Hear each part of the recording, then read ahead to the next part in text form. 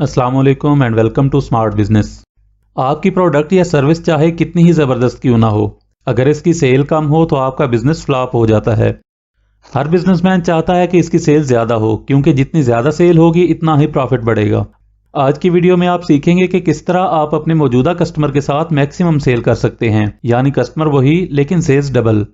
अगर आप भी कोई सेल्समैन हैं या आपकी कोई शॉप, ऑनलाइन स्टोर या कोई भी बिजनेस है, तो सिंपल सेल्समैन होना काफ़ी नहीं, आपको मुख्तलिफ सेलिंग टेक्निक्स में एक्सपर्ट होना पड़ेगा।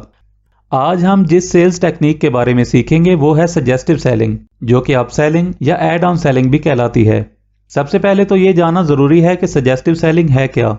इसमें आप कस्टमर को इसकी मतलूबा प्रोडक्ट के साथ इससे मिलती जुलती लेकिन निस्बतन कम प्राइस वाली प्रोडक्ट भी सेल कर देते हैं, या अगर वो स्मॉल साइज में खरीदना चाह रहा है तो आप इसको मीडियम या लार्ज आइटम सेल कर देते हैं। इस सेल्स टेक्निक को आप अपनी शॉप, स्टोर और बिजनेस में कैसे अप्लाई कर सकते हैं, इसके लिए हम आपको कुछ एग्जांपल्स देते हैं ताकि आप आसानी से समझ सकें।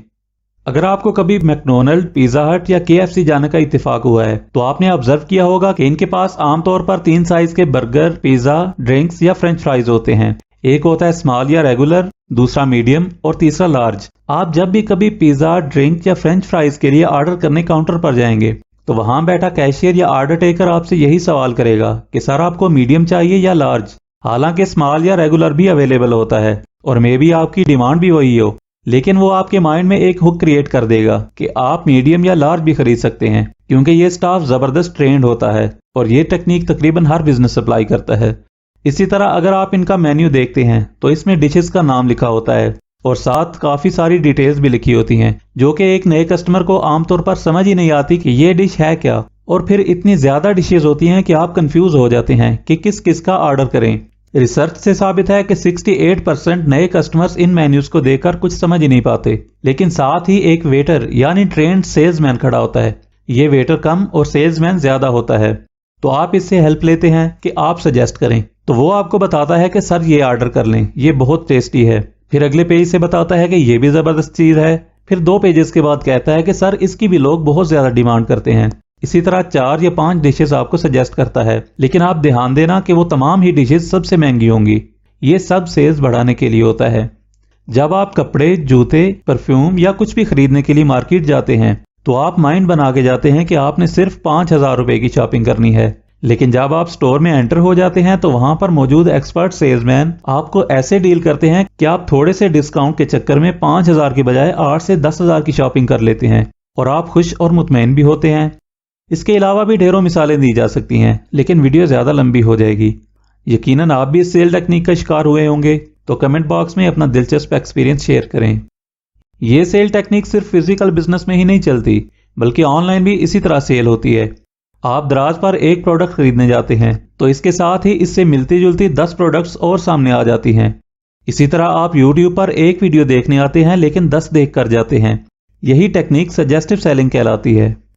अब आपको बताते हैं कि आपने अपने स्टोर, शॉप और बिजनेस में सजेस्टिव सेलिंग अप्लाई करते हुए किन पॉइंट्स को मद्देनजर रखना है कि आपका कस्टमर इस बात को फील ना कर पाए कि आप इस तरीके से सेल्स को पुश कर रहे हैं। इसमें आपने 3 अहम बातों का ख्याल रखना है। सबसे अहम पॉइंट यह है कि इस टेक्निक को आपके सेल्समैन की बजाय आपका कैशियर अप्लाई करे, यानी शॉप के अंदर ऐसा आदमी कस्टमर को रिकमेंड करे जिस पर कस्टमर को शक ना हो कि वो सेल बढ़ाने के लिए ऐसा कर रहा है। आजकल कस्टमर बिहेवियर बहुत हद तक चेंज हो चुका है। कस्टमर ज्यादा बोलने वाले और शातिर सेल्समैन से कतराते हैं, लिहाजा आप भी ये काम अपने कैशियर या वेटर के जरिए करवाएं। इसके बाद इस बात को यकीनी बनाएं कि आपके कैशियर या वेटर को प्रोडक्ट के बारे में डीपली मालूम हो, और जब कस्टमर खरीदने के लिए मुख्तलिफ चीजें देख रहा हो तो इसकी नजरों पर भी तवज्जो रखें कि वो किस चीज पर ज्यादा फोकस कर रहा है और इसको पसंद आ रही है, या जिस चीज के बारे में कस्टमर आपके सेल्समैन से सवाल पूछ रहा है आपका कैशियर भी वही चीज रिकमेंड और सजेस्ट करे। इस तरह कस्टमर अपनी चॉइस और आपकी सजेशन को कनेक्ट कर पाएगा और इसको अपनी पसंद की हुई चीज पर मजीद ट्रस्ट हो जाएगा और वो खरीद कर ही जाएगा। तीसरी और अहम बात यह है कि कस्टमर आपके जिस सेल्समैन के साथ डील कर रहा है, इसके अलावा आपका कैशियर या वेटर या आप खुद कस्टमर का ट्रस्ट बिल्ड करें, और बेहतर है कि इसके साथ इस प्रोडक्ट को लेकर अपना कोई पर्सनल एक्सपीरियंस शेयर करें। यानी आप बता सकते हैं कि मैंने खुद ये चीज़ इस्तेमाल की है, बहुत ज़बरदस्त क्वालिटी है, या मेरे कज़न या फ्रेंड ने भी यूज़ की है, वो भी बहुत सेटिस्फाइड हैं। लेकिन ख्याल रखें कि इसमें झूठ ना हो, इस प्रोडक्ट की क्वालिटी वाकई अच्छी होनी चाहिए। امید ہے آپ آج سے اس سیل ٹیکنیک پر توجہ دے کر اپنے کاروبار کو تیزی سے بڑھانا شروع کر دیں گے۔ اگر آپ سیلز بڑھانے کے مزید پروفیشنل طریقے جاننے میں دلچسپی رکھتے ہیں تو لیفٹ والی ویڈیو دیکھیں، اور اگر آپ اپنے بزنس کو مارکیٹ میں نمایاں بنانا چاہتے ہیں تو رائٹ سائڈ والی ویڈیو پر کلک کریں۔